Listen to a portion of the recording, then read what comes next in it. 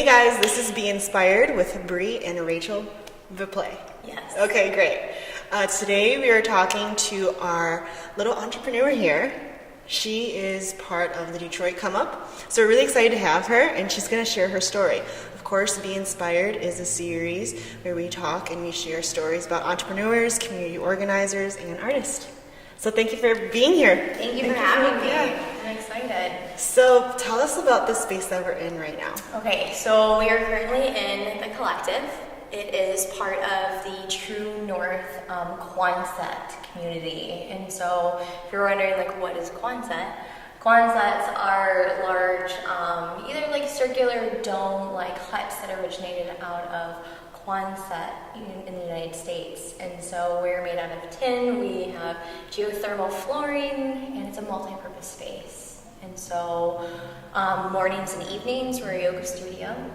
Throughout a chunk of the day, we're a community space for co-working. And so maybe you're a creative, you're an artist, small business owner, podcaster, vlogger, whatever, we all have that nowadays. Where you sort of take your work with you, because very often your work is your passion. And so we have a space for you to come to keep that sort of midday motivation going. Very often we find ourselves like popping into a coffee shop, to go in to get your motivation and work done, but then you're kind of segregated where, again, you're by yourself. You're just putting in your headphones, where stepping into that community space where you're able to communicate with other like-minded individuals. So that's what we do during the day. Cool. So did this idea come in because this is what you were going through, maybe in your beginning phases? Like, how did this idea come to you to say, let's open up? Let's open up a spot. So, and it goes back a couple of years, actually.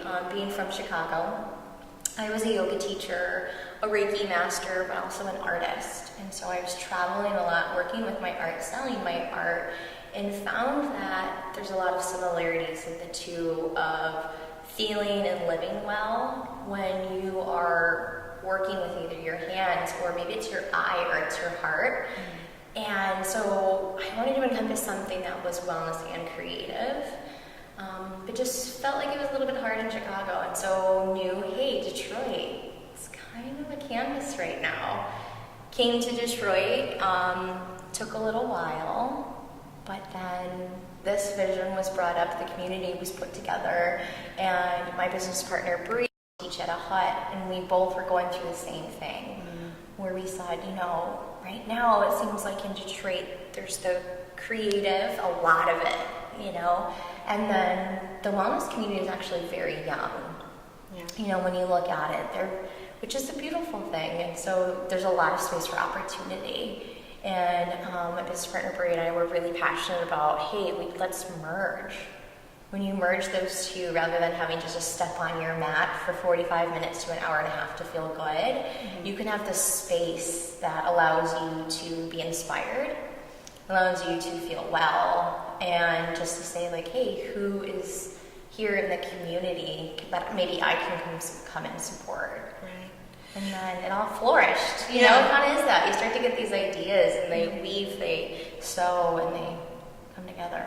So what came first for you? Was it like the chicken or the egg? So was it like the spiritual part first, that's like, or the entrepreneurship? Like, was the entrepreneurship there kind of before, and you're like, let me make the spiritual kind of come to the entrepreneurship? Or was it, I'm kind of practicing spirituality, So I went to school for small business and entrepreneurship, and so that has always been sort of my breed. It's been bred in me of like, ooh, how can I sort of do it in my own way?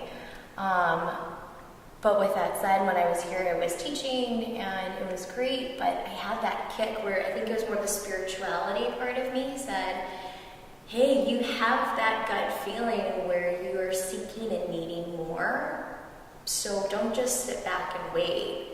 So I feel like they mended into one, and that's where it takes a little bit of a seat of awareness to sit in and to look at and be like, you know what, there's never really an easy time.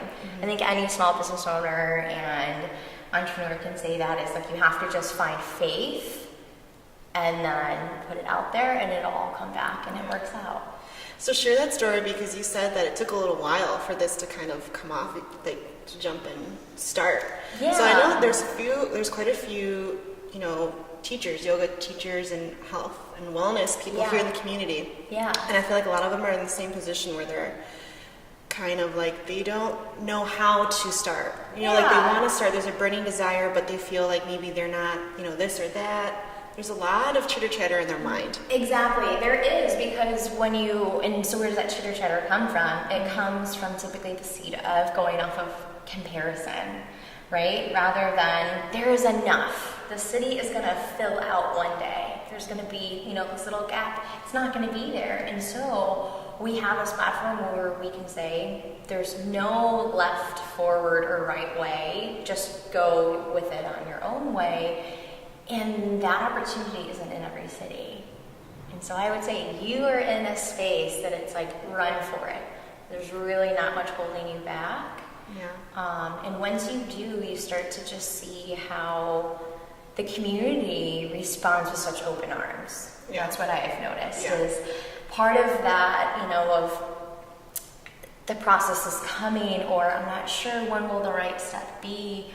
Once I even started expressing that concern of, is it the right time to open doors, you start to notice that everyone around you is just uplifting, they're supporting, even their neighbors, their other businesses, other wellness groups, and they really will. Cool. Yeah. So what are the first steps? Let's say, like your story. Yeah. Well, before this all happened, what were you kind of doing to kind of get that little pebble rolling? Yes. So I would say I was taking the business and doing little pop-ups already in a couple of different ways, like popping up and hosting a full moon puja at Detroit Clubhouse and saying, here's a little tidbit of where wellness and creativity can meet. And then Bree formulated with another, wellness awesome group, caffeinated community. And so just put yourself out there, start to give like a taste of the community of maybe what is it that you're wanting to offer, so that you can not only get your feet wet, but get the wheels going. We're already starting to make the connections. Yeah. You already have a little bit of a tribe who has your back, and they're like, yeah, they're kind of egging you on. Yeah, they're like, you got it. Yeah, there's a saying, know? like when you first start off, you need to surround yourself with people that are like got your back and that really support you. Yeah. Because we all need that little bit of support. Yeah, sometimes. you do. Yeah.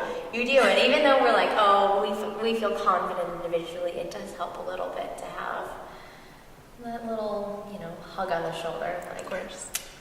So where do your products roll in? Because you told me today that you have products. Yes. Tell us about those. How does that fit in with everything? Okay, so how does that fit in? Yeah. How did that happen? It happened. It's one of those like cool where it just sort of flourished again. I went to school for small business entrepreneur of the arts, and so I always had an itch for the way that products, how you hold them, how you feel, what's in them. Right. I'm being very curious, but also having celiac disease, I have to tap in to stay aware of what am I putting first in my body, consuming, what am I putting on my body. And so then I started to look at, what are products that, conscious green, maybe yogis, we could say, we use on a daily basis, and that's deodorant, it's facial toning spray, rubbing down your mat, right? That's how you would ask, like, where's the mat spray? And saying that those little products can make a really big difference even in how you physically and energetically feel throughout the day. And then I started looking at products and saying there wasn't that much out there. So why don't I fuse together my love for, I already started making muscle rub and was just giving it as gifts. That was until, family, friends were like, girlfriend, you're good at this. It's time. It's time. And again, it's having that little bit of like support behind you of like, go forward. Okay. Like, you got this. And so then that's how it all started coming together. I started working on the design. It's called Stone Lotus Creations. And it encompasses the Hamsa hand, which is, finding that sort of protection, but guidance, and giving back to the earth rather than really pulling from the earth. And so it's a very minimal ingredient. There's nothing in there that you don't need. And And so with that said, sometimes there's only 5, 6, 7 ingredients in it in total. Cool. Yeah. So you have like a product. It seems very interesting to me that you have like a product end of things and like a service, because the collective here is more of like a service, because you're giving the space, you're letting people use it, for yoga events, all kinds of stuff. Yeah. And then you have like your product end. So you're kind of playing in both like fields here. Yeah. So for the product end, is it people order and then you make, or do you have like a bulk amount and then you sell? Both. So I am in a couple of yoga studios, both here in Detroit and Ann Arbor and in Chicago. But I also have an online shop as well, stonelotuscreations.com. And then I, of course, have a private clientele who I know that they go through some of their muscle reps. They're either professional runners, things like that. My husband bikes to work all the time, so he's like, hey, I need it for my shoulders, I need it for my knees, even in the cold, and so constantly just make and create. Cool. Yeah. Okay, and then for the service end, Yes. rolling, how do you consistently have new events and what's your practical kind of tool to like keep things flowing? To keep things because it's flowing ripping and running. Fresh. Yeah. It definitely is. And so, looking at the 8 limbs of yoga. Okay. And that's one of the founding of our business plan, is to say asana, that's the yoga movement. That's one layer of it. But can we get into these experiences that may tap into, setting an intention? What is an intention even? We had that event going just a couple of weeks ago. Using your hands, taking herbs, creating. Tapping in and looking at, what is well-being? Well-being, one of the limbs, staying true. Maybe truth is, are you putting in the right foods to your body? We had a kombucha workshop. And so we actually look at all of these different reminders that are really there, and we match them to the season. Yeah. That is so beautiful. That warms my heart that you guys are doing that. And which is why I asked you, because I felt as soon as I met you that you were very, very like in tune with that kind of keeping it natural, keeping it full of love, keeping it with compassion, and really aligning your business with the yoga model. Absolutely. That's what we run off of. So I studied marketing for a little bit, and I noticed that you were very, very good at promoting yourself. And the reason why I say that is because before, I was not good at that. I always felt like there's this kind of egotistical thing about, promoting yourself. But when I watched you, that's a lesson, of course, you take in school. How do you promote and market, right? The way that you do it is so artistically, beautifully done, because it's so natural. And you know why I feel personally that happens is because you're saying it from the heart. Yeah. You know what I'm saying? So I feel like as business people, as entrepreneurs, we really have to kind of come from the heart, so that when it comes out, it's natural. And that wasn't actually an easy move for me to start with. But that same sort of thing, I was like, well, if I'm just marketing and putting myself out there, it's going to feel rigid. It's going to feel forceful. How can I come at it from a way where I'm tapping into more of people's needs? What are we all seeking for? And just raw reality, what is happening? What is the day like? Not trying to put on a filter. And oftentimes a little bit less is more. Yeah. That we talk about. And a lot of where we get our inspiration from, again, is getting back into the yoga model. Yeah. The 8 limbs. And what are those, and how do we feel and move through that on a daily, a weekly, a monthly, individually, but also in unison together as a community. Yeah, right, perfect, beautiful. So before we start closing or wrapping anything up, is there anything else that you'd like to share with us? Just come on by the collective. You can swing in for a yoga class. You can come in for live music. Community potluck last Sunday of every month is really fun. We bring a dish, we hang out on the floor, warm floors. And then, if you're ever feeling hey, I have that itch, I want to go for it, the wheels have been turning. There's already that feeling that saying, go for it, run with it, and you will have the support. And especially in Detroit, you've got this canvas and they're ready. Cool. So do it. Thank you so much for spending this time.